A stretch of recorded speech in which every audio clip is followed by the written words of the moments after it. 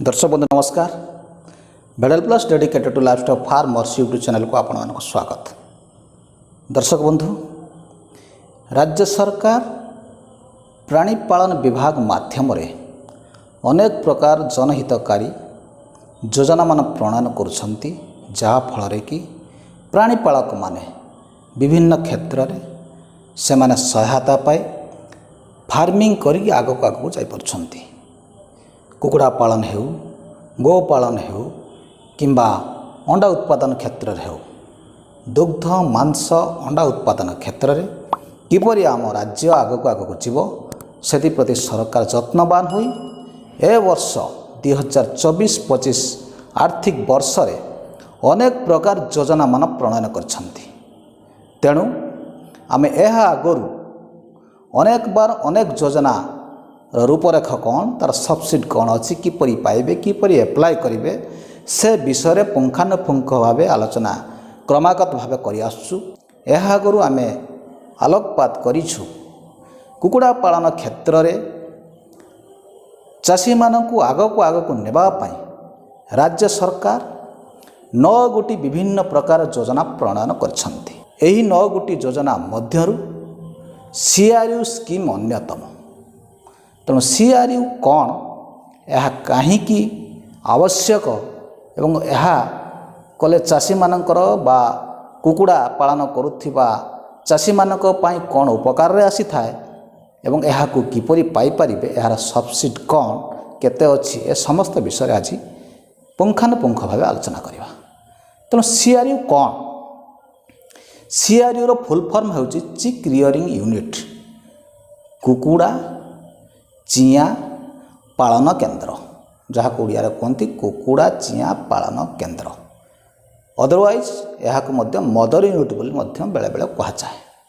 तेणु सीआरयू बा mother unit होची एपरी एक कॉन्सेप्ट जो कि कुकुड़ा चिया फुटिबा परे सेमानंकु 28 दिन साइंटिफिक वे परिपालन करी 28 दिन पर चाषी मानक बिका जाए एवं चाषी माने यह पालन कर लाभवान होती।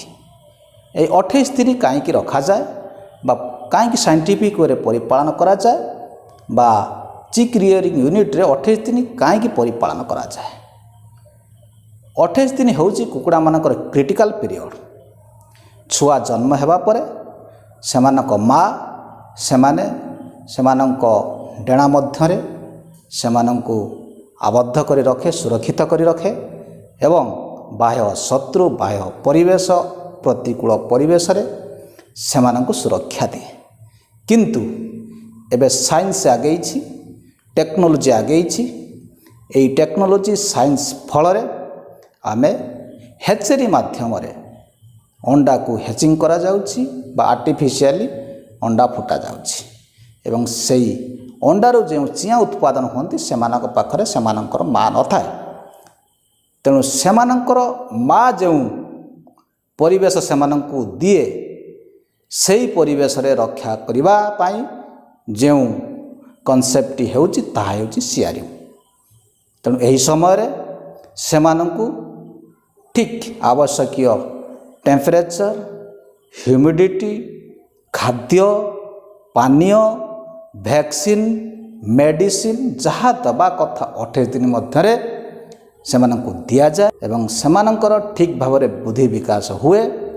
तापरे सेमाने बाह्य परिवेश सहित खाप खुआती एवं निजे निज गोड़े ठिया हुअंती एवं सेमानंकु आउ कौनसी बाह्य असुविधा न थाए। एवं एहाकु जदि आमे अन्य चाषी मानकु बिकिबा सेतिरे कौनसी मरिबार संभावना न थाए। से माने निजे खाई पारिबे, निजे बाहर बुली पारिबे एवं दरकार पड़िले बाह्य चिल, सागुणा, बिलुआ एवं शियाळंक पाखर मध्य से माने निजको रक्षा करि पारिबे। एही होची सीआरयू रो कॉन्सेप्ट। एही सीआरयू स्कीम रे साधारणतः 1000 क्षमता विशिष्ट कुकुड़ा चिया पालन करबा पे व्यवस्था अछि। एहार टोटल प्रोजेक्ट कॉस्ट हेउची 2,54,000। यह 2,54,000 रे जो हिताधिकारी यह करने योग्य विवेचित हेबे बा यही स्कीम रे अंतर्भुक्त हेबे से माने ଗୋଟିଏ ଘର ତିଆରି କରିବେ ଏବଂ 1000 କୁକୁଡ଼ା ଚିଆଁ ଛାଡ଼ିବେ। ଏଥିରେ 2ଟି ପର୍ଯ୍ୟାୟରେ ସବସିଡ଼ି ଦେବାର ବ୍ୟବସ୍ଥା ଅଛି। 2,54,000 ଟୋଟାଲ ପ୍ରୋଜେକ୍ଟ କଷ୍ଟ। ଏହାର 40% ବା 40% ରିହାତି ବା ସବସିଡ଼ି ଦିଆଯିବାର ବ୍ୟବସ୍ଥା ହୋଇଛି ଏବଂ ରେଷ୍ଟ 60% ହିତାଧିକାରୀ ନିଜେ ବହନ କରିବେ। ଏହି 2,54,000 ଟୋଟାଲ 40% ସବସିଡ଼ି ହେଉଛି 1,01,600 ଟଙ୍କା। ଆଉ 1,52,400 ଟଙ୍କା ରେଷ୍ଟ 60% ହିତାଧିକାରୀ ନିଜେ ଖର୍ଚ୍ଚ କରିବେ, ନିଜ ପକେଟରୁ କିମ୍ବା ବ୍ୟାଙ୍କ ଲୋନ୍ ମାଧ୍ୟମରେ ଖର୍ଚ୍ଚ କରିବେ। ଏହାକୁ 2ଟି କିସ୍ତିରେ ଦିଆଯିବ। ଯେଉଁ 1,01,600 ଟଙ୍କା ସବସିଡ଼ି 40% ରହୁଛି ତାକୁ 2ଟି ଫେଜ୍ରେ ଦିଆଯିବ। ପ୍ରଥମେ ଆପଣ ଏହି କୁକୁଡ଼ା ଚିଆଁ ଘର ପ୍ରସ୍ତୁତ କରିବେ। ଘର କରିସାରିଲା ପରେ ଆପଣଙ୍କୁ ପ୍ରଥମ କିସ୍ତିର ସବସିଡ଼ି 40% ସବସିଡ଼ି ଆକାରରେ ଦିଆଯିବ ଏବଂ ରେଷ୍ଟ 60% ଆପଣ ଡେ ଓଲ୍ଡ ଚିକ୍ ଛାଡ଼ିଲା ପରେ ଭେରିଫିକେସନ୍ ପରେ ନେକ୍ସଟ 60% ଆପଣଙ୍କ ଆକାଉଣ୍ଟକୁ ପଳାଇବ। ଏହି ହେଉଛି ଏହି ସ୍କିମ୍ର ଟୋଟାଲ ପ୍ରାବଧାନ ଏବଂ କ'ଣ କ'ଣ ବ୍ୟବସ୍ଥା ଅଛି। ଏହାକୁ ଅନ୍ୟ ସ୍କିମ୍ ପରି ଗୋ ସୁଗମ ପୋର୍ଟାଲକୁ ଯିବେ, ଅନଲାଇନ୍ ମାଧ୍ୟମରେ ଆପଣଙ୍କର ନାମ ରେଜିଷ୍ଟ୍ରେସନ୍ କରିବେ। ନାଁ ରେଜିଷ୍ଟ୍ରେସନ୍ କରିସାରିଲା ପରେ ଆପଣ ଚିକ୍ କ୍ଲିୟରିଂ ୟୁନିଟ୍ ପାଇଁ ଆବେଦନ କରିବେ। ଏଥିପାଇଁ ଆବଶ୍ୟକୀୟ ଡକୁମେଣ୍ଟ ହେଉଛି ଆପଣ ଯେଉଁ ସ୍ଥାନରେ ଏହି ପ୍ରୋଜେକ୍ଟଟି କରିବା ପାଇଁ ଚାହୁଁଛନ୍ତି ଉକ୍ତ ଜାଗାର ପଟାର ଜେରକ୍ସ, ଆପଣଙ୍କର ହିତାଧିକାରୀର ବ୍ୟାଙ୍କ ଆକାଉଣ୍ଟ ପାସବୁକ୍ର ଫାଷ୍ଟ ପେଜ୍ ଜେରକ୍ସ ଏବଂ ଆଧାର କାର୍ଡ଼ର ଜେରକ୍ସ ଏବଂ ଏକ କିତା ପାସପୋର୍ଟ ସାଇଜ୍ ଫଟୋ। ଏହି 4ଟି ଜିନିଷ ଲାଗିବ। ଏହାକୁ ଆପଣ ଆବେଦନ କଲା ସମୟରେ ଦରକାର ପଡ଼ିବ। ଏହି ଜିନିଷକୁ ସଂଲଗ୍ନ କରି ବା ଏହି ଦସ୍ତାବିଜ ବା କାଗଜପତ୍ର ଗୁଡ଼ିକୁ ସଂଲଗ୍ନ କରି ଆପଣ ଗୋ ସୁଗମ ପୋର୍ଟାଲ ମାଧ୍ୟମରେ ଅନଲାଇନ୍ରେ ଆପ୍ଲାଏ କରିପାରିବେ।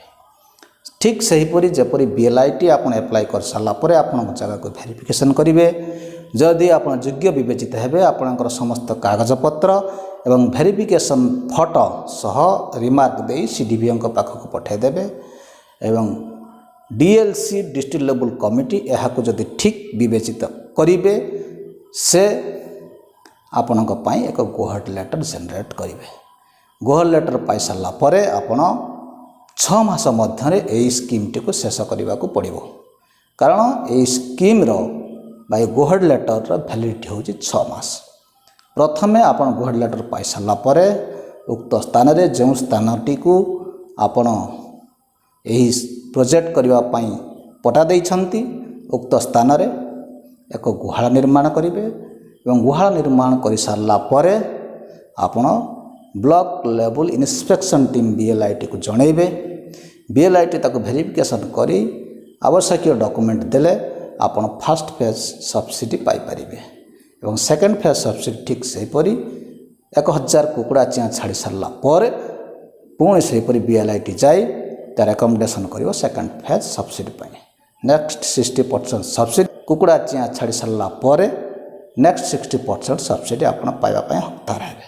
ଏ ସମସ୍ତ ସବସିଡ଼ି ଡାଇରେକ୍ଟ ଆପଣଙ୍କ ବ୍ୟାଙ୍କ ଆକାଉଣ୍ଟକୁ ପଳାଇବ। ତେଣୁ ଏହି ସ୍କିମ୍ ସବୁ ବର୍ଗର ଲୋକମାନେ ଆପ୍ଲାଏ କରିପାରିବେ।